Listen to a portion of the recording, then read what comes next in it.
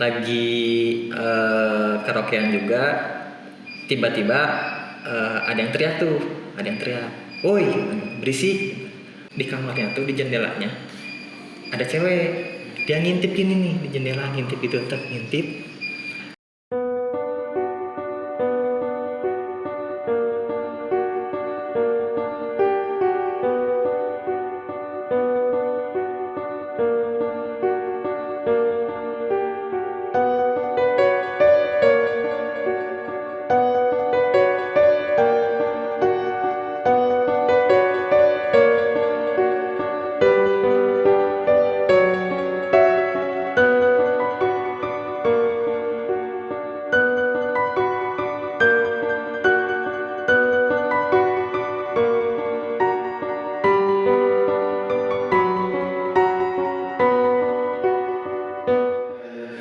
Buat kalian mahasiswa-mahasiswa yang merasa punya kampus di daerah Jatinangor, merasa penduduk di situ, nah kalian bener-bener dengerin ini sebenarnya cerita-cerita yang ditunggu-tunggu nih. Jadi biar kalian juga bisa menilai sendiri, karena kayaknya sih kalau misalkan satu daerah mempunyai kisah horor, pasti nggak cuma satu orang yang mengalami, pasti ada beberapa orang lagi. Oke, lanjut. Nah, ini pengalaman cerita ya mistis lah di kampus saya juga, dimana kalau misalnya tuh mungkin bener ya tadi ini tuh ada beberapa orang juga yang mengalami gitu, yang mengalami. Jadi bukan satu orang, tapi ada beberapa kejadian yang mungkin kayak awalnya berbeda lah gitu kan. Nah, tapi sosoknya mungkin bisa dibilang sama. Nah, pada saat masuk ke semester 2, kalau nggak salah 2 atau mau ketiga, di situ kan ada kita tuh biasanya mengadakan makrab. Nah, malam keakraban ya. Nah, jadi itu tuh untuk kayak pengukuhan agar jadi anggota himpunan ataupun jadi agar anggota jurusan gitu kan di himpunannya kayak gitu. Hima gitu. Iya, hima. Nah, di situ tuh saya kebetulan jadi panitia. Nah, di salah satu fakultas saya kebetulan kan kalau panitia tuh harus nginep ya, karena besoknya nyiapin segala macam acara, logistik dan lain-lain juga. Nah, pada saat mau ya melaksanakan makrab itu, karena makrab itu bisa dibilang 3 hari lah, 3 hari 2 malam gitu kan, dari Jumat Sabtu Minggu untuk mahasiswa baru yang di angkatan bawah, untuk adik-adik tingkat. Nah, saya panitia, jadi harus ngurusin segala macam sampai malam, sampai nginap di kampus juga di salah satu gedung di fakultas saya. Nah, itu memang pertama ada cerita dulu nih, cerita dari mungkin terdahulu lah dari penjaga satpamnya, dari mahasiswa-mahasiswa yang udah angkatan atas juga yang udah lulus pernah mengalami juga di gedung tersebut gitu kan, di departemen tersebut tuh. Nah, awalnya tuh memang pada saat kita sedang ya melakukan beberapa rapat juga, gedung itu kan 3 lantai. Kita rapat tuh di lantai yang pertama, karena di lantai ketiga tuh itu kalau nggak salah peralatan lab dan segala macam, jadi nggak boleh dimasukin kalau udah dari jam 4 sore ke sana lah itu. Jadi jam operasional itu dari jam 8 sampai jam 4 sore. Nah, itu lantai 3-nya nggak boleh. Jadi kita tuh boleh menggunakan gedung tersebut tuh lantai 1 dan lantai 2. Kita rapat di lantai 1, tidur di lantai 2. Nah, di gedung tersebut setelah kita rapat gitu kan. Kita rapat di jam setengah 2 malaman gitu kan. Jam 1:30 kita naik ke lantai 2. Kita mau tidur di situ gitu kan. Mau tidur ya, kalau panitia pasti tidurnya kan ya ngampar lah gitu kan, berjejer gitu kan, kayak ikan teri gitu di situ. Nah, di lantai 3 tuh kedengeran kayak ada yang jalan. Pertama tuh jalan tek tek tek. Padahal kalau kita mungkin nggak tahu ya apakah di lantai 2 tuh sampai kedengeran di lantai 1. Kalau nggak kenceng bangetnya kayaknya nggak kedengeran ya gitu. Tapi itu kayak kedengeran suara yang jalan, dan yang ngedengernya tuh seluruh panitia di situ. Jadi di situ sekitar ada 30 atau 40 orang lah di divisi saya tuh ya, di depan di gedung itu tuh 30-40 orang di situ, semua dengar ada yang jalan tuh di atas. Berarti kan otomatis di lantai 3 tuh ada orang nih. Sedangkan lantai 3 tuh nggak boleh. Karena kan peralatan lab takut dicuri lah atau segala macam lah gitu kan, dan dikunci juga.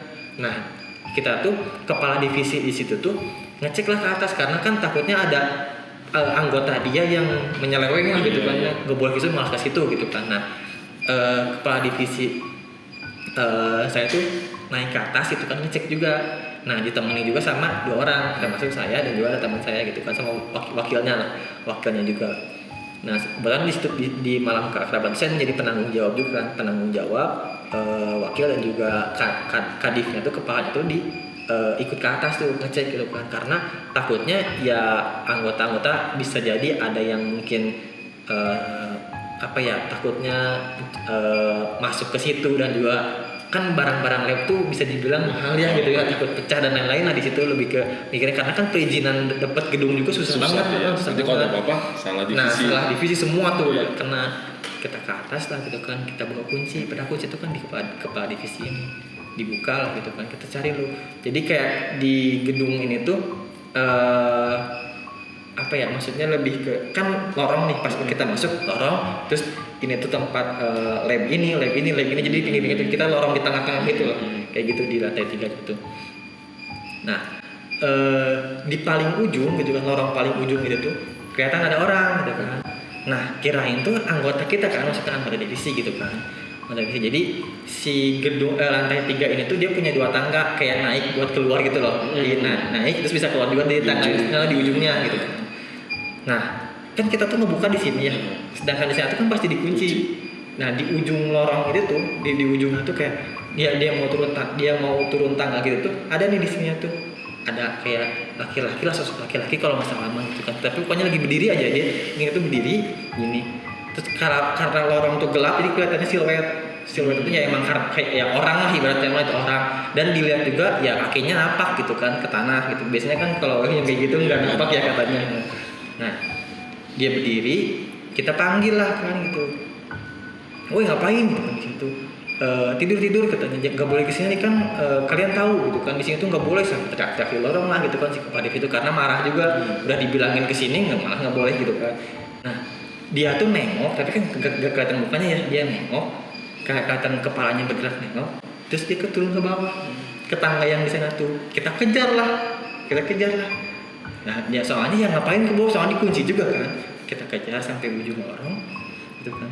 Terus dia dilihat nggak ada siapa-siapa, dan pintu pagar yang buat itu tuh masih dikunci, masih digembok.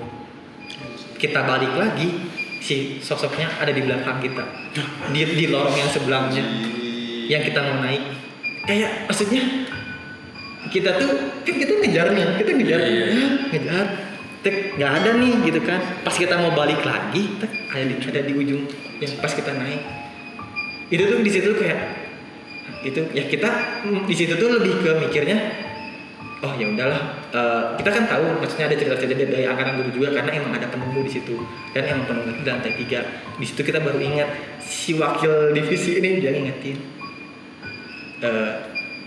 pokoknya mah jangan ngomong apa-apa, jalan aja, jangan lari, jangan apa-apa, diam aja. Dia bilang gitu kan, kita turun lewat sana lagi aja, jangan lewat sini katanya gitu. Lewat sana. Jadi kita nyamperin sosoknya, tapi sosoknya lagi ngebalik ke sana. Tahu dulu, kalian naik itu berapa orang? 3 orang tadi. Nah karena kan 3 orang itu tadi saya penanggung jawab kan, penanggung jawab, wakil sama ketua.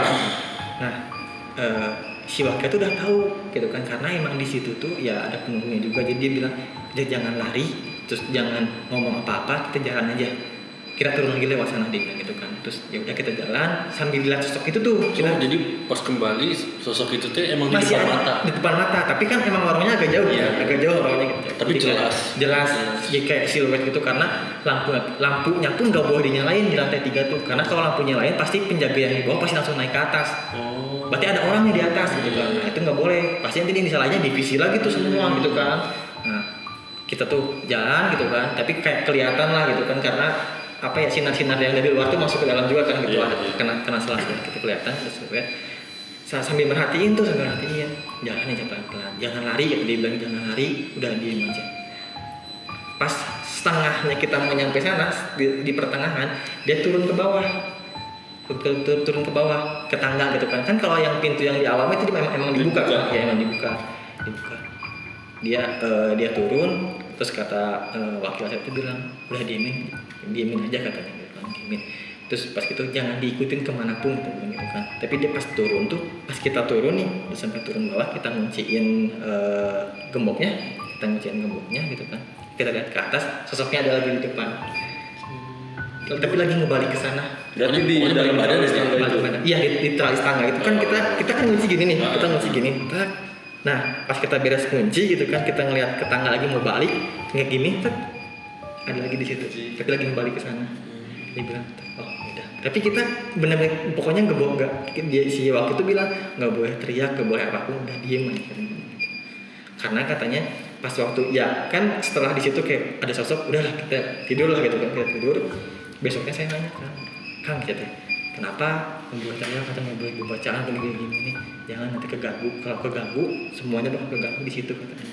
Dia bilang gitu. Tapi lu yang lihatnya panik nggak dalam hati? Bukan panik lagi itu, kayak paniknya itu pas waktu nutupin pagar. Paniknya tuh karena waktu pas waktu jalan tuh kayak pertama masih kayak mikir udahlah mungkin orang masih kayak nggak terlalu takut, malahan nggak terlalu takut sama sekali gitu. Cuman pas waktu kita ngekunci, kita mau keluar dari situ kan ke lantai 2 lagi, kita kunci dulu, ada di depan di teralis lah gitu kan, teralis lagi di atas lagi tangga. Tengah tangga Iya tangga kayak gitu dia. Nah di situ kayak langsung sebenarnya di situ saya nggak bisa gerak karena mungkin takut ya gitu. Cuman dia bisa kayak gini nih, gini ayo sebenarnya kayak tiba-tiba gini kayak oh yaudah ayo kita langsung aja ke bawah lagi tidur gitu kan, tidur. Nah cerita yang angkatan terdahulu tuh ternyata memang di gedung itu tuh kan itu tuh asalnya tuh kalau masalah sawah lah gitu, pembangunan sawah di situ ya, sawah, terus banyak juga pohon-pohonan juga dijadikan gedung. Nah penunggu yang di situ tuh emang jadi diam di situ kan, diam di situ. Cuman emang yang sosok kayak cowok itulah, berarti kayak cowok dan juga emang kayak bener-bener kayak manusia gitu dia tuh, kayak soalnya napak kaki kan. Nah itu tuh dulu tuh dia kalau nggak salah kayak pernah jadi waktu di di tempat sawahnya tuh kalau nggak salah kan langsung kalau Nangor tuh langsung jalan gitu kan, langsung jalan. Nah dia tuh katanya ketabrak katanya, kayak ketabrak gitu, terus dia meninggal ya. Jadi penghuni di situ di sawah itu, cuma sawahnya dijadikan gedung, ya udah lah gitu maksudnya. Jadi penunggu di situ juga. Dan di gedung itu tuh kan gedungnya tuh kayak agak bawah tanah gitulah. Ini kalau parkiran tuh kita di atas nih, ini gedungnya di sini gitu kan. Dan gedungnya tuh langsung jendela. Nah kita tuh nggak boleh parkir motor di depannya, di depan jendelanya. Kalau kita parkir motor di depan di jendelanya dan sambil nyalain lampu jauh, itu pasti ada muka dia. Seriusan. Bener-bener nggak boleh parkir di situ kalau malam. Udah ada yang pernah nyobain?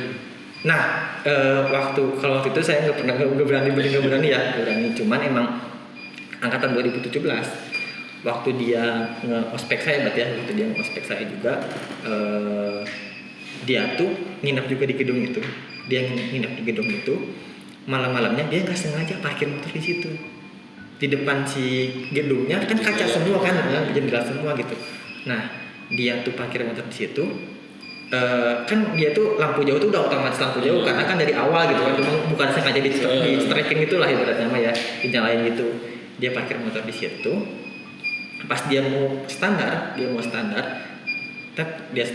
udah giniin kan. Kalau motor gigi yang fiction gitu, kalau di standar masih nggak nyala kan, masih nyala gitu, bukan kayak Matic sekarang masih nyala. Dia lihat ke jendela, ada muka kayak gini gitu di jendelanya. Itu tuh di tempat lab. Jadi emang di tempat lab di situ, ya di tempat peralatan itu emang ada di situ.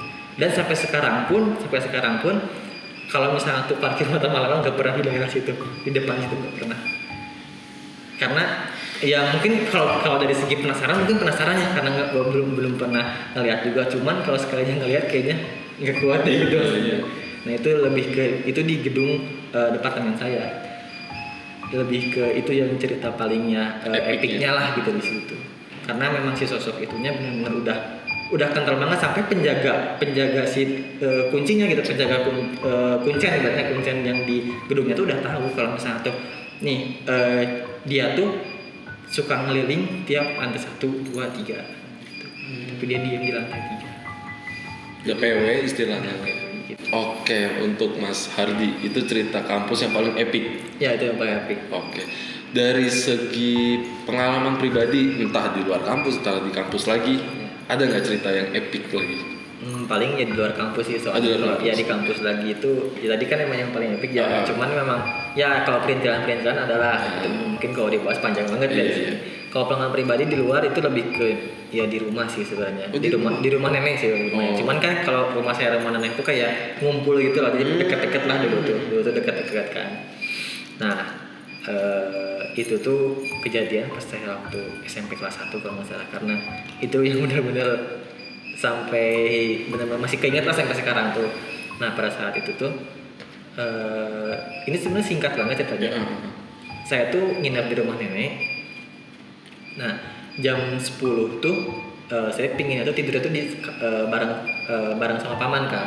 Nah, cuman paman tuh nggak pulang-pulang gitu jadi pintunya tuh kamar tuh masih dikunci lah gitu kan jadi dia paling pulang kan jam 1 jam setengah 2. Nah jam 10 tuh ya namanya masih bocil kayaknya udah ngantuk gitu kan udah ngantuk banget jam 10 tuh setengah 11 tuh tidurnya tuh di tengah rumah yang kan kalau waktu itu rumahnya itu masih jadul banget lah gitu.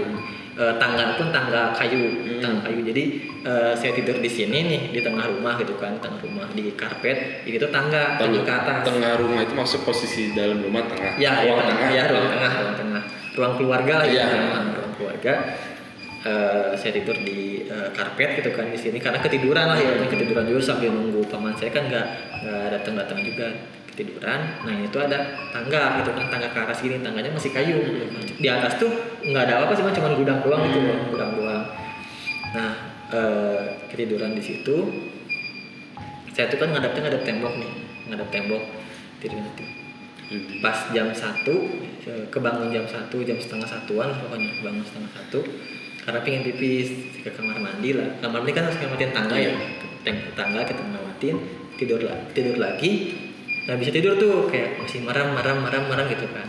Nah kedengeran dia yang turun tangga karena kan tangganya kayu jadi orang kedengeran kan tak itu benar-benar kedengaran banget jadi kayak dari atas sampai bawah tuh kan kalau ke bawah tuh berarti semakin nyaring kan suaranya gitu kan karena semakin kayak dek gitu kan di atas kayak tak pas ke bawah sih dek diam kan udah diam ya di situ saya nggak berani ngelihat lah gitu kan nggak berani ngelihat juga. Nah lagi merem banget gitu tuh kedengar lagi suara tangga itu sampai 3 kali ulangan gitu kan 3 kali ulangan sampai pas waktu udah di bawah kedengeran banget diem tuh. Nah di belakang saya tuh kan ada kursi tuh ngegeserin kursi. Nah, di situ tuh kayak udah lagi merem gitu tuh udah kayak aduh kayaknya ada di belakang nih udah kerasa tuh hawanya. Ada yang nyolek ini saya. Nyolek gimana? Dicolek di gini.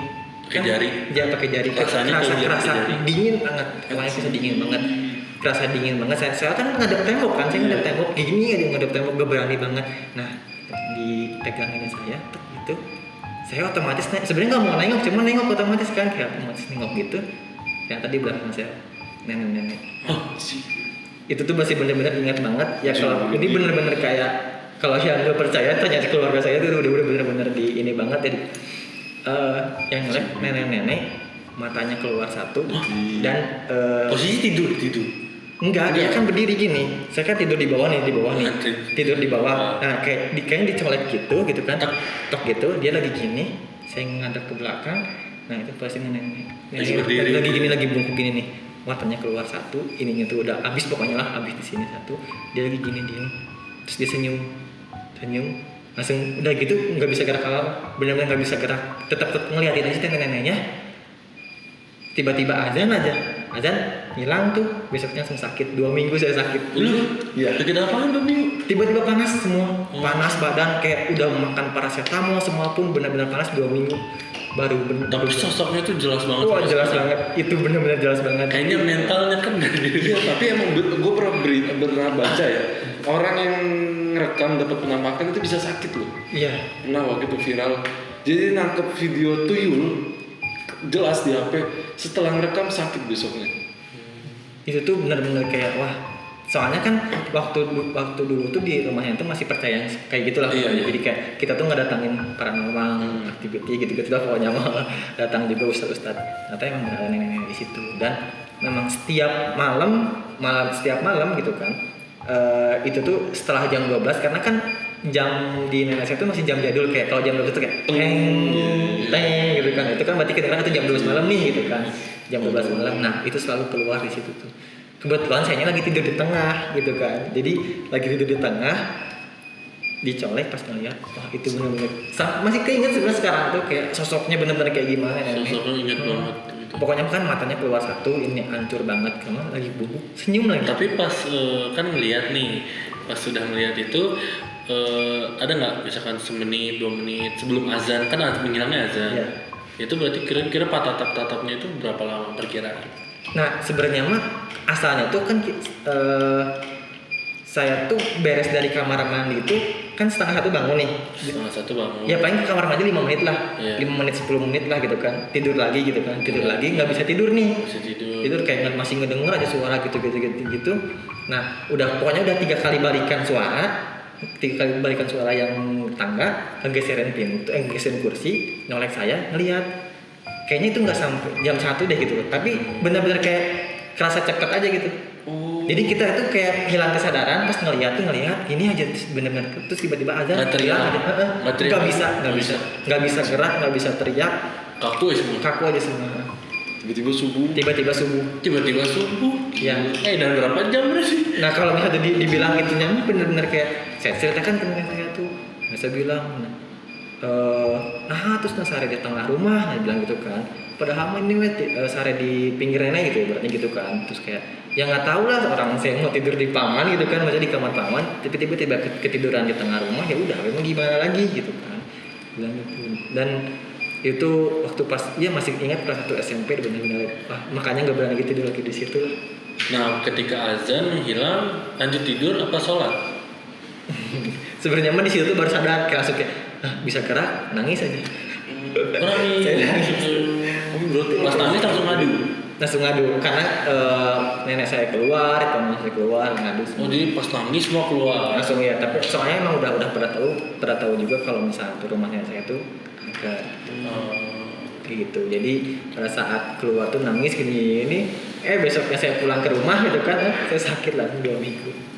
Bener-bener 2 minggu itu. Lama banget berarti tatap-tatapannya ya? Tapi ada rasa cinta? Enggak ada dong. Oke gengs, mungkin sekian cerita dari Bung Hardy, adiknya Tom Hardy, sepupunya Jeff Hardy, Kakaknya Matt Hardy. Jadi dari kalian nih yang sudah menonton beberapa part dari ceritanya Bung Hardy, kalau misalkan kalian nih punya cerita mistis yang sama real ya seperti Bung Hardy, kalian bisa nih nge-email atau DM ke Instagram gua Yoga Gavinsky atau DM ke Instagramnya Kadek kalau kalian mau jadi bintang tamu narasumber untuk cerita mistis yang pernah kalian alami. Betul. Kita tunggu cerita-cerita kalian yang real ya. Yang real, harus real ya, nggak boleh karang-karangan atau pendongeng Anda.